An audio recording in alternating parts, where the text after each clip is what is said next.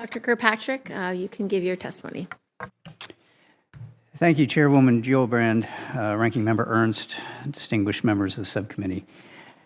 It's a privilege to be here today to testify on the defense's efforts to address unidentified anomalous phenomena. First, I want to thank Congress for its extensive and continued partnership as the Department works to better understand and respond to UAP in an effort to minimize technical and intelligence surprise. Unidentified objects in any domain pose potential risks to safety and security, particularly from military personnel and capabilities. Congress and DoD agree that UAP cannot remain unexamined or unaddressed. We are grateful for sustained congressional engagement on this issue, which paved the way for the DoD's establishment of the All-domain Anomaly Resolution Office in July of last year. Though AARO is still a young office, the spotlight on UAP in recent months underscores the importance of its work and the need for UAP to be taken seriously as a matter of national security. All leadership that I've had the pleasure of working with, whether DoD, IC, DOE, civil, scientific, or industrial, view Congress as a critical partner in this endeavor. AARO has accomplished much in the last 9 months since it was established. The AARO team of more than 36 experts is organized around 4 functional areas: operations, scientific research, integrated analysis, and strategic communications. In the 9 months since AARO's establishment, we've taken important steps to involve and improve UAP data collection, standardize the department's UAP internal reporting requirements, and implement a framework for rigorous scientific and intelligence analysis, allowing us to resolve cases in a systematic and prioritized manner. Meanwhile, consistent with legislative direction, AARO is also carefully reviewing and researching the U.S. government's UAP-related historical record. AARO is leading a focused effort to better characterize, understand, and attribute UAP, with priority given to UAP reports by DoD and IC personnel in or near areas of national security importance. DoD fully appreciates the eagerness from many quarters, especially here in Congress and in the American public, to quickly resolve every UAP encountered across the globe, from the distant past through today. It's important to note, however, AARO is the culmination of decades of DoD, intelligence community, and congressionally directed efforts to successfully resolve UAP encountered first and foremost by U.S. military personnel, specifically Navy and Air Force pilots. The law establishing AARO is ambitious, and it will take time to realize the full mission. We cannot answer decades of questions about UAP all at once, but we must begin somewhere. While I assure you that AARO will follow scientific evidence wherever it leads, I ask for your patience as DoD first prioritizes the safety and security of our military personnel and installations in all domains. After all, a UAP encountered first by highly capable DoD and IC platforms, featuring the nation's most advanced sensors, are those UAP most likely to be resolved by my office, assuming the data can be collected. If AARO succeeds in first improving the ability of military personnel to quickly and confidently resolve UAP they encounter, I believe that in time we will have greatly advanced the capability of the entire United States government, including its civilian agencies, to resolve UAP. However, it would be naive to believe that the resolution of all UAP can be solely accomplished by the DoD and IC alone. We will need to prioritize collection and leverage authorities for monitoring all domains within the continental United States. AARO's ultimate success will require partnerships with the interagency, industry partners, academia, and the scientific community, as well as the public. AARO is partnering with the services, intelligence community, DOE, as well as civil partners and across the U.S. government to tap into the resources of the interagency. The UAP challenge is more an operational and scientific issue than it is an intelligence issue. As such, we are working with industry, academia, and the scientific community, which bring their own resources, ideas, and expertise to this challenging problem set. Robust collaboration and peer review across a broad range of partners will promote greater objectivity and transparency in the study of UAP. I want to underscore today that only a very small percentage of UAP reports display signatures that could reasonably be described as anomalous. The majority of unidentified objects reported to AARO demonstrate mundane characteristics of balloons, unmanned aerial systems, clutter, natural phenomena, or other readily explainable sources.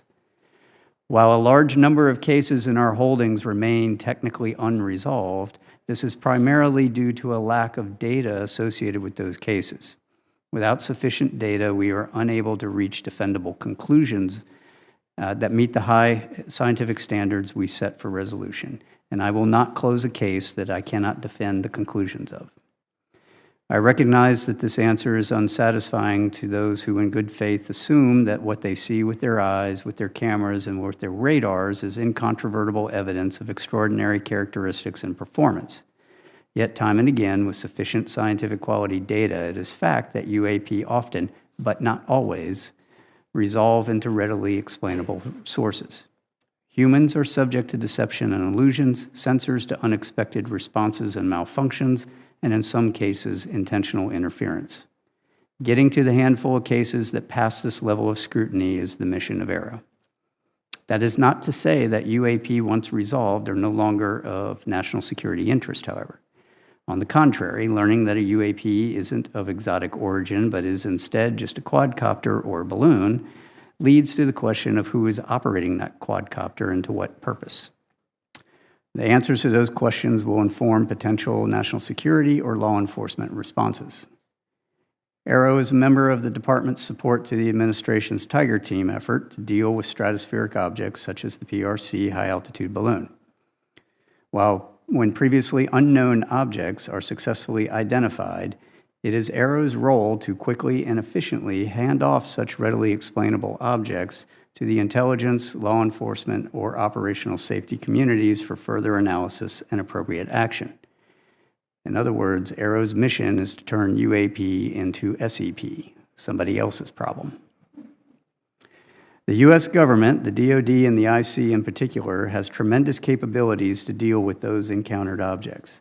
In the wake of the PRC HAB event, the interagency is working to better integrate and share information to address identifiable stratospheric objects, but that is not AARO's lane.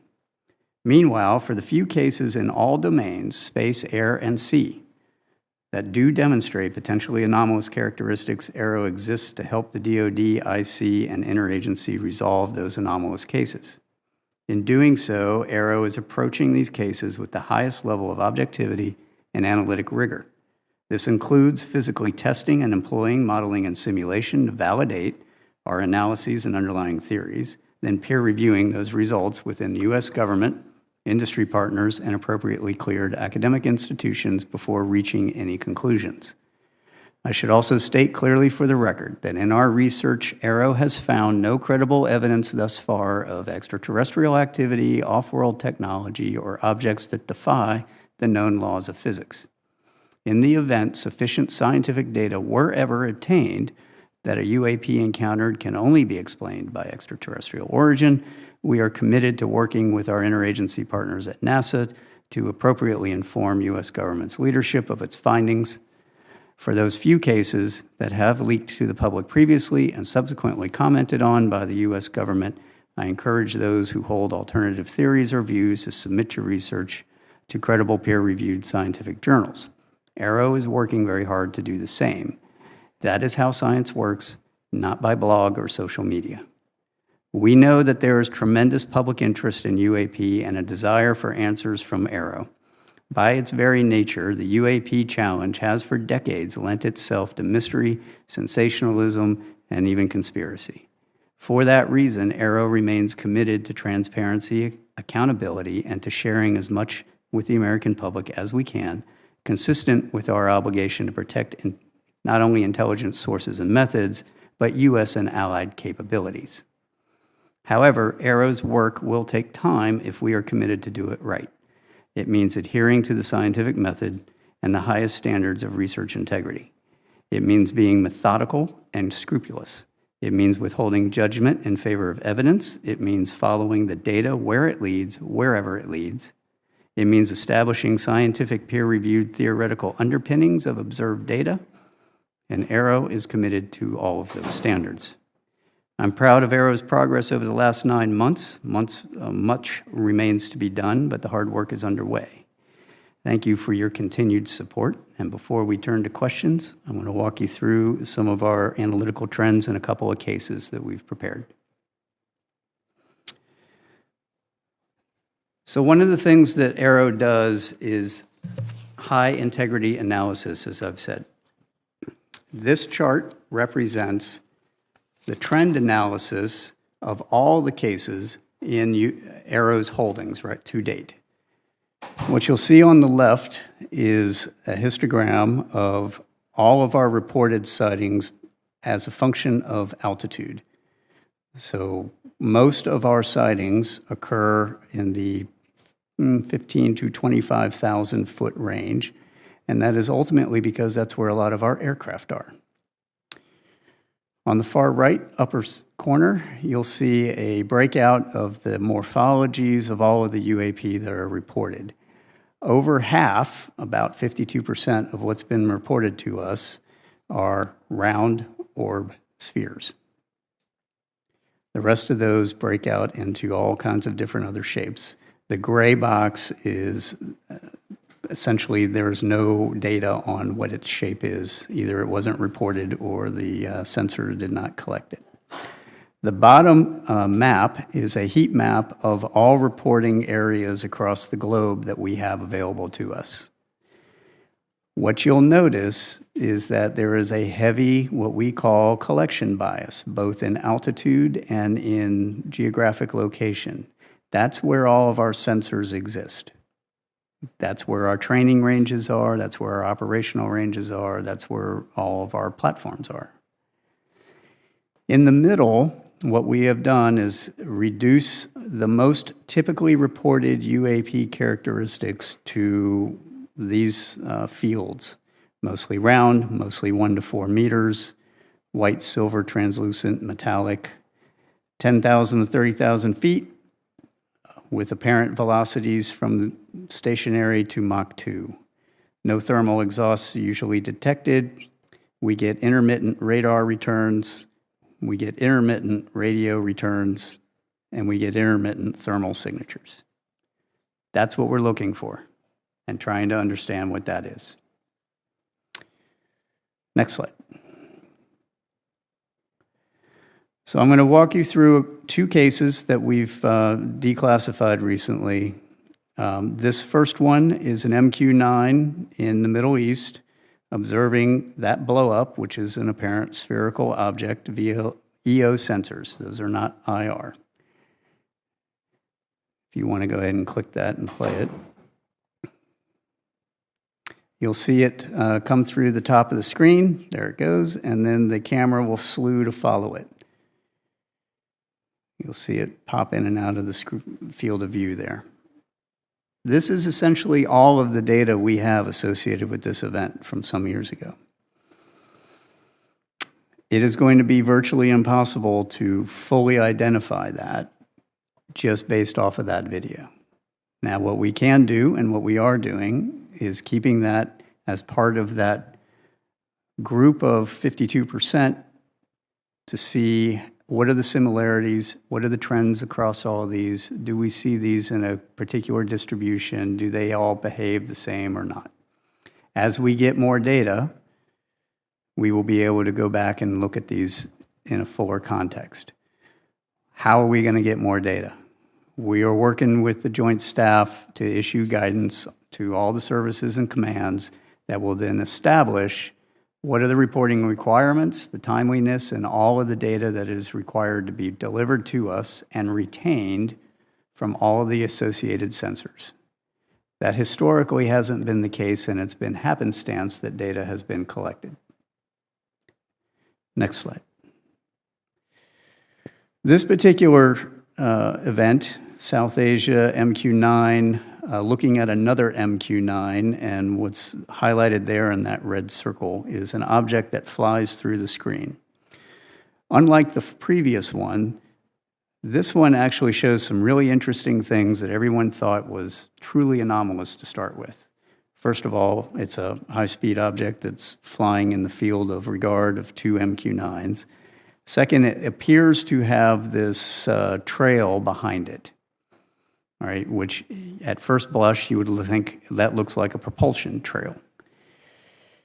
In reality, if you want to play the first slide, we'll show you what that looks like in real time, or first video. So we're looking at that. There it goes. Why don't you play it again and then pause it halfway through? Right there. All right, if you might be able to see that trail there behind it. That's actually not a real trail. That is a sensor artifact. Each one of those little blobs is actually a representation of the object as it's moving through. And later in the video, as the camera slews, that trail actually follows the direction of the camera, not the direction of the object. We pulled these apart frame by frame. We were able to demonstrate that that is essentially a readout overlap of the image. It's a shadow image, right? It's not real.